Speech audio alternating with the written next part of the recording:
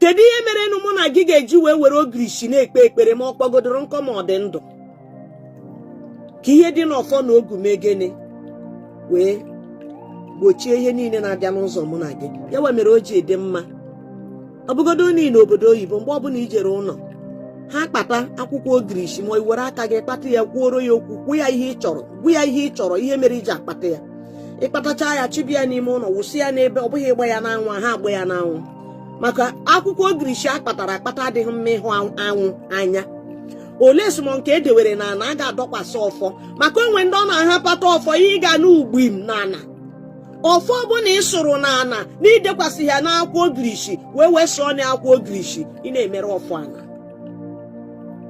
So ịkpata akwụkwọ ogirishi ahụ ichibi ya n'ime ghaisi ya ofe ebe o wee nwayọọ kpọọ nkọ. Ị nwere ike igwe ya egwe tinye ụfọdụ ị ga-ejide one ahụ maka na ihe ogirishi na-arụ ebuka dịbụ iweta akwụkwọ ogirishi tii na dọọ gị bụ nnukwute ihe ka ọ bụrụ gị mana m ga-abịa na nke ahụ mgbe ọzọ.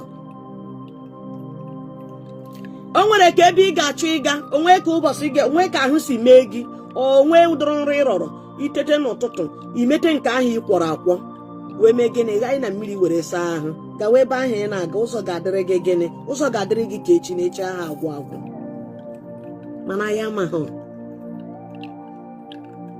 So ihe niile anyị na-eme n'elu ụwa nwere usoro a ga-esi wee na-eme ya ọ na-aga.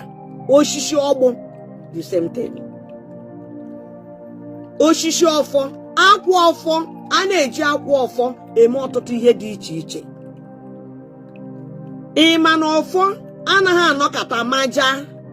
Ọfọ o nwere njibi ji anụ ọ na-awụ ome gịnị ọgbụpụ n'isi ahụ ọ daa inezie ya anya n'isi ya ebe ahụ adị nwa smooth ma mma ị ga-eji wee ma n'osisi mmụọ ka ọ bụ ma n'ọnụ ya bụ na aka ọ dị.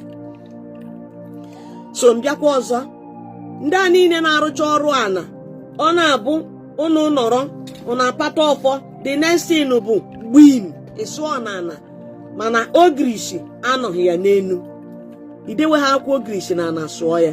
Ekpere a niile ikpere onwe ebe o ji azụ aga mere na anaghị esi mụ na gị jidekwe na ogu jidekwe n'ọfọ mana ya amaghị ihe ndị a niile anyị na-eji anyị anaghị ama anyị emebisie ihe niile dị na onye amewe ihe a niile emechaa na-asị onwekwa ihe ya hụrụ leta ya ma na iji aka anyị mebie ya anyị ji aka ime gịnị na-emebisi ihe ahụ. Omenala na-arụ ọrụ mmụọ ọdịnala na-arụ ọrụ asa ekpere mana ọ dị ụtọ mgbe ụfọdụ anyị amaghị ka anyị si aga. Anyị enweghị onye na-akụziri anyị ihe onye ọbụla na-ajụ kịta bụ ego. Achọrọ m iyi akwa mara mma achọrọ m ịnọ na-agba moto ka mara m amara mana anyị anaghị asịzi kedu ihe bụ ntọ na anọ ọdịnala Igbo anyị amaghịzi ya. Onye ọbụla chọrọ ife n'elu onye pụta ọkpara ihe eji eme ana dị na be nne ya osuo ya ọkụ between 3 to 5 years ọ na-achịzi trouser n'aka belt a na-agbụ n'ahịa ya ihe ọ ga-asị na mmadụ mere ya.